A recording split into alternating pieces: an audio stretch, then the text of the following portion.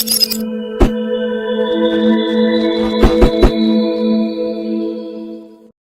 everybody, and thank you for being here. For those of you who have been here before, I welcome you back, and it's a pleasure to have you here. And for those of you I haven't seen, thank you for joining us, and I trust that you have come with an open mind and just exploring new things today. I've titled this discussion today called This Moment in Time. And I titled it based on the experience that I was having from different people. You know, I just became so aware of how many people are just showing up at this moment in time. It's like that old-fashioned analogy when you use a tuning fork and you separate wheat from chaff. It's almost like the sense that there's a lot of people that are just coming up like wheat, good people, ordinary people who are doing good things at this particular time, in this moment in time.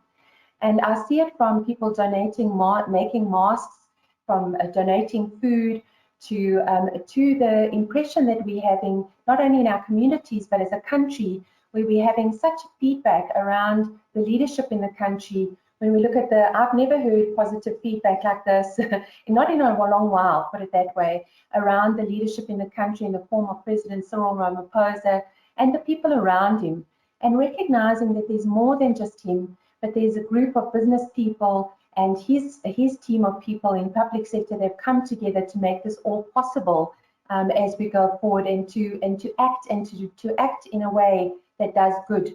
So I really thought in this moment in time, I wanted to invite you into this place, which really says, let's have a look at what is invisible and let's make it visible, and just be conscious of how we are showing up at this moment in time.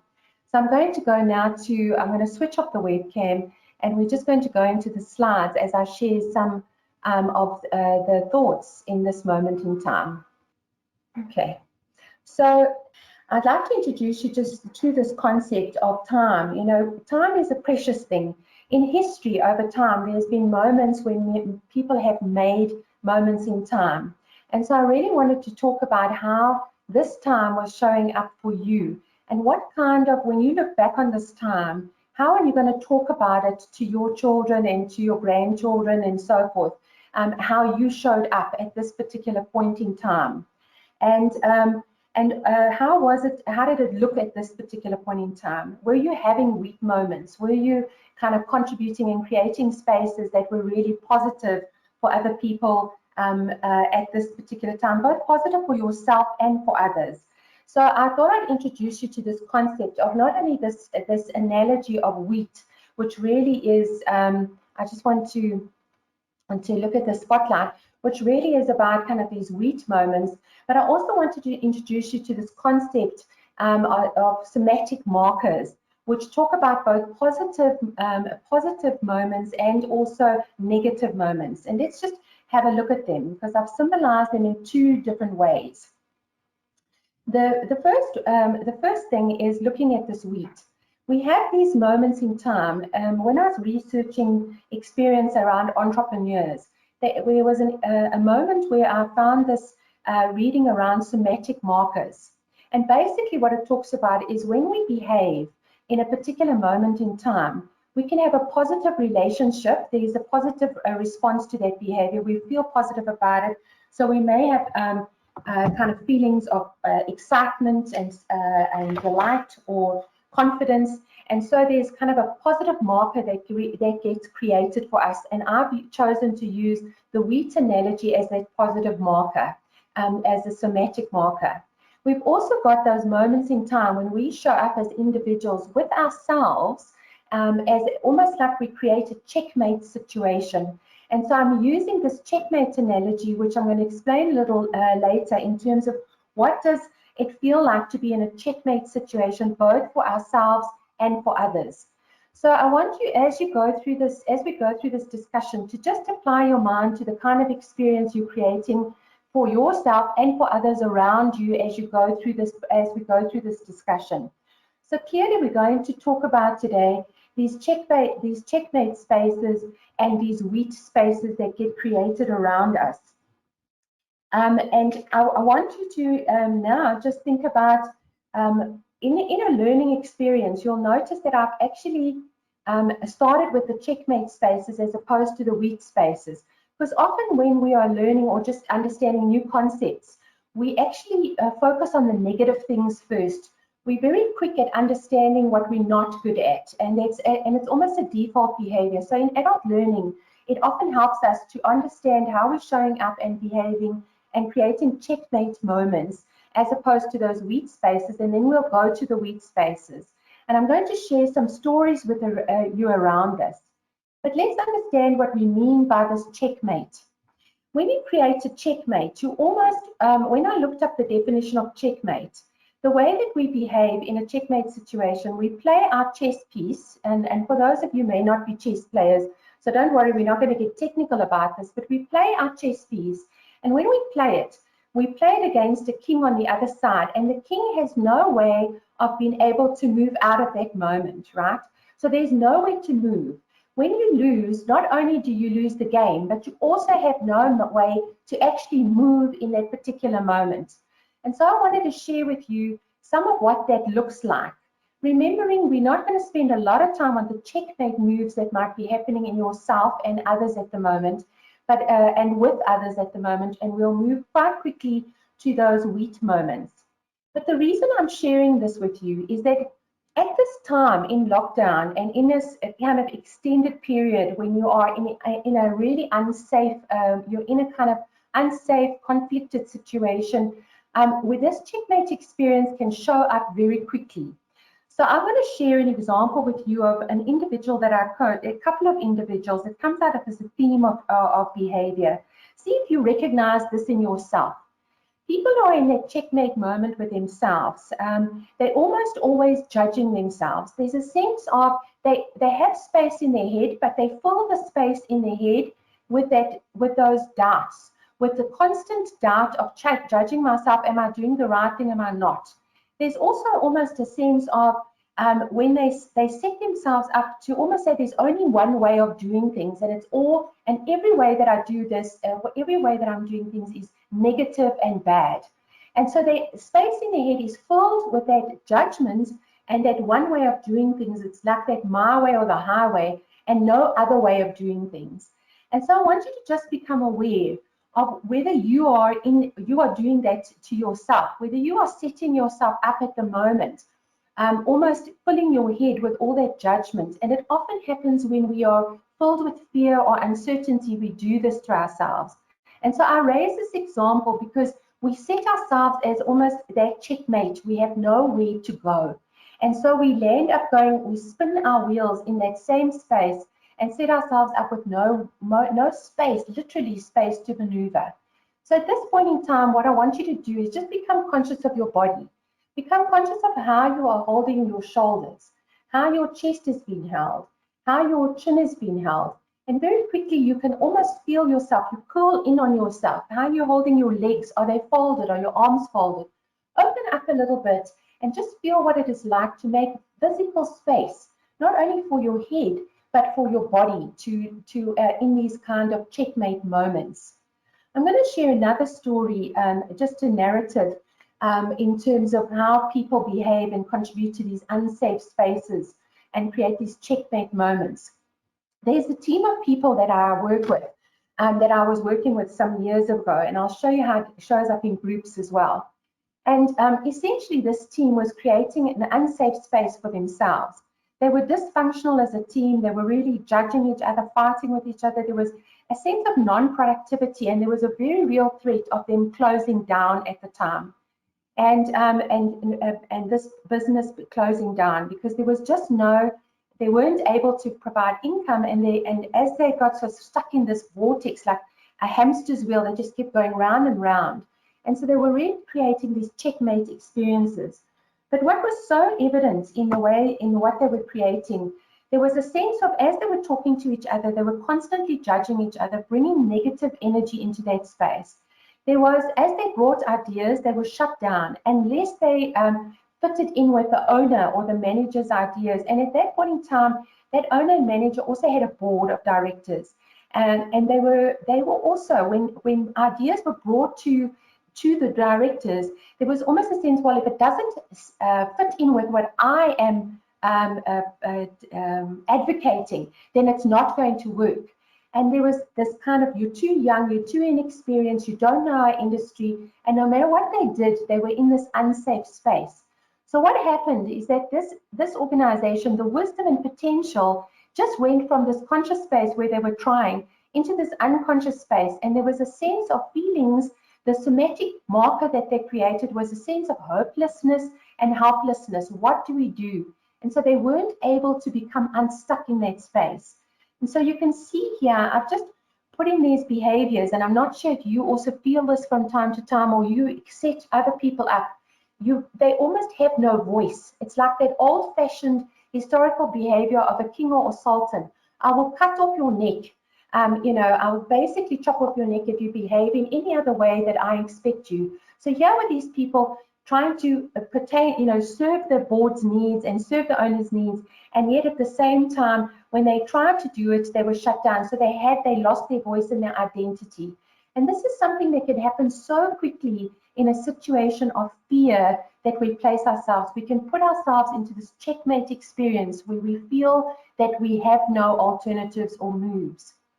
So I want you now just to take your body and just shake it off. Even when I was thinking about these checkmate moves and how we set ourselves up, I could feel the tension mounting in my body, and I don't know if you're feeling it now, but I want you to shake your shoulders, move your neck, and just wriggle your arms around a little bit, just so that you can move from this state to another state. I want to invite you into some examples of those kind of wheat experiences that get created when we just allow people to do good, and how they do it for themselves.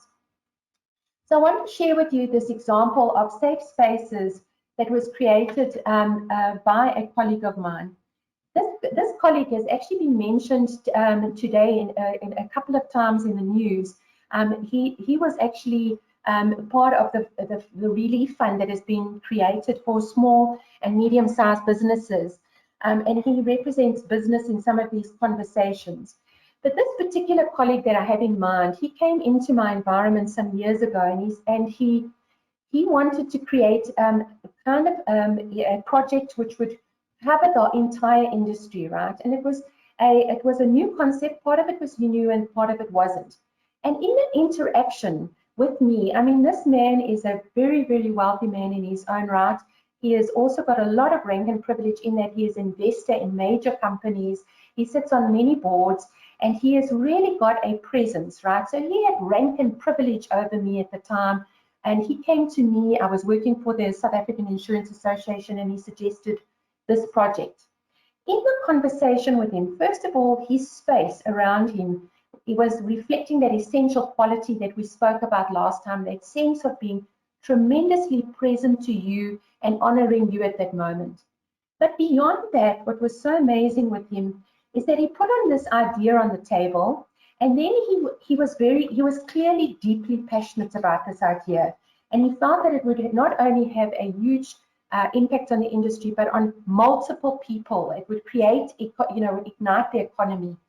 And so he was highly passionate, but yet he shared his passion with me in a safe way. And then he withdrew, he kind of allowed me to share my views at the same time.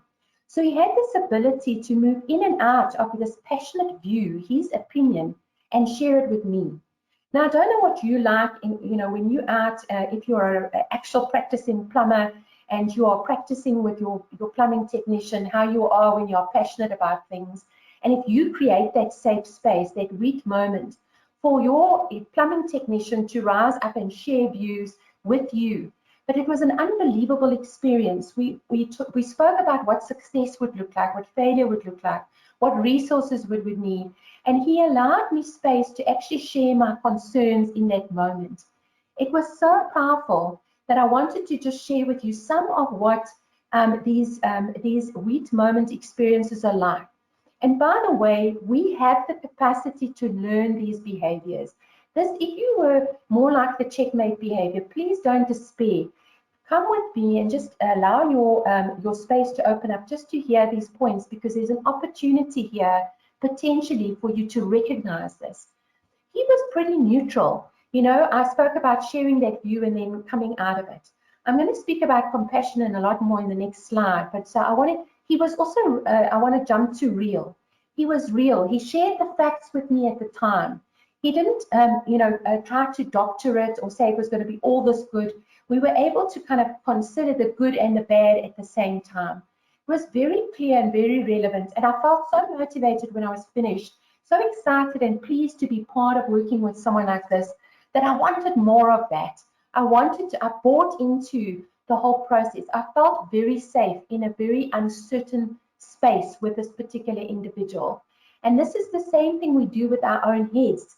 We need to create space for us to have both of our views at the same time, not just one view, not just focus on only one thing. So let's have a look at a different example that I want to share with you. And you'll see the wheat picture is slightly different here. But this is an example that I took off a program, and this is something I want to encourage you to do. Look around you, listen to the news, look around you and look at the programs. When you listen to the radio, listen for those wheat experiences, how people set up this space. I've been watching a series called The Pacific. I don't know if you know it.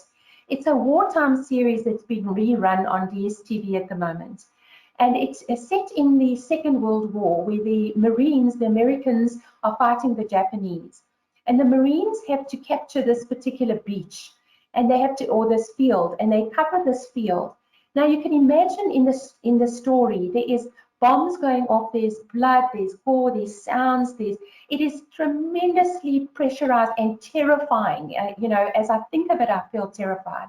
But what happens is this young Marine who's just been taken in comes into this field, and he crosses the field and he gets to the other side alive after witnessing endless sort of issues, real mayhem. And he looks at his captain, and I'm ad-libbing. If you've watched this, you might have different words to it. But I'm ad-libbing. He says to his captain, that was the most fearful I have ever been in my life. And what does this captain do? This is this guy being real. The captain turns to him and says, I was fearing as well. And in fact, we are all fearful. And I had to hang on to the belief that by capturing that field, we were one step closer to being able to end this war, and I could go home, okay? And that moment just hit me like a physical light, like a thunderbolt.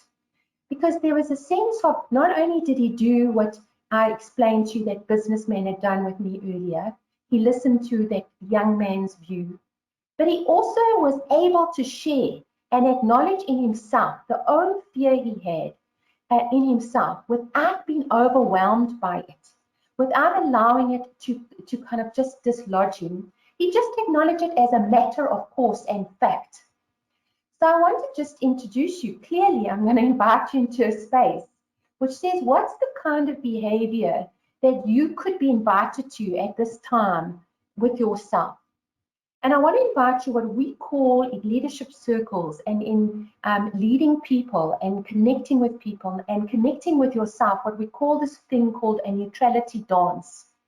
It's an ability to be able to connect to that one view that you have, step back from it and listen to the other view that you have, and allow yourselves to make space for different perspectives so that you make a well-informed and robust decision. There's this gentleman who was a fighter. So I don't know why war is all over. I think it's to do with the pandemic and catastrophes, disasters. But there's this gentleman called James Stockwell that I'm going to share with you in tomorrow's session about getting back to business, And he makes the statement about we mustn't confuse the faith that we will survive with the reality of the hard facts of today. And this is the ability to have that neutrality dance, is to share the hard fact, but also come back to the other facts that are also equal there. Move in and out of your head, move in and out of a conversation. Often in a relationship with your wife or your partner or your husband or with the kids, we lack this ability and we shut them down. So I want to invite you, you can practice this neutrality dance. Let's look at the other kind of practice that you could bring to kind of bring this wheat behavior, open up space. It's this practice of compassion. The definition of it is, and we really work hard with leaders to work on this. You can learn this. It's not always easy, but you can learn this once you understand the theory and the concepts behind it, is recognizing in yourself something that you see in somebody else. We often look at someone else and we go, oh, they're the only one fearing, it's their problem. And we fail to recognize that in other moments in time, we could have fear, we could have worry, we could be happy, we could be all these things, and we don't recognize that it's in ourselves. We don't accept it. But if we are able to accept that we are capable of the same kind of behavior, we are also able to stop judging, which is one of the biggest things that kind of checkmates ourselves and checkmates others. So yeah, I want to invite you, please, to have a look at this polling about whether you get the concept of somatic markers, positive relationships with your behavior and negative relationships with your behavior, and how over time you can get stuck in that behavior because you keep on creating negative connotations or positive behaviors. Indicate whether you in your mind can you get the concept of creating this checkmate space and this wheat space. And do you choose to start looking at possible interventions like the neutrality dance and just listening, creating that acceptance that what is in you is in me, and accepting that sense of compassion that exists in yourself? I've also provided you with a practice on my website to just start to create spaces with your breath. Now, as you create spaces with your breath, I'm going to invite you, just as you sit there now at the moment, to just breathe, to just allow yourself to connect to the ground with your feet and breathe in deeply and out deeply with your breath. And as you breathe, I want you to almost allow yourself to have that sort of soft tummy moment. That soft tummy moment is when you stop holding it like that six-pack and you just let it just be that wobbly version. And as you breathe in, I want you just to allow your tummy to expand. And then as you breathe out, feel your tummy, how it contracts. And as you do that, I just want you to become aware of the space you create for yourself. Just that physical space of breathing in slowly and breathing out slowly. Breath is an incredible way of just allowing us to get in control of our emotions at any one time. And as you do that, continue to do that, I want to read you some words that I took out of this One Moment in Time, a song that Whitney Houston sings. I extracted the words, they're not in any particular order, but just let's listen to these words. Each day I live, I want to be a day to give the best of me. I'm only one, but I'm not alone, not alone. My finest day is yet unknown. Maybe today it is. I rise and fall, yet through it all, this much remains. I want one moment in time when I'm more than I thought I could be. Give me one moment in time when I'm racing with destiny. That in that one moment in time, I ask you, what will you do with that one moment in time? So as you reflect, what are you able to share about this moment in time of how you showed up? Whether you chose to be checkmate in that home of yours, or whether you chose to be a wheat creator, that wheat space.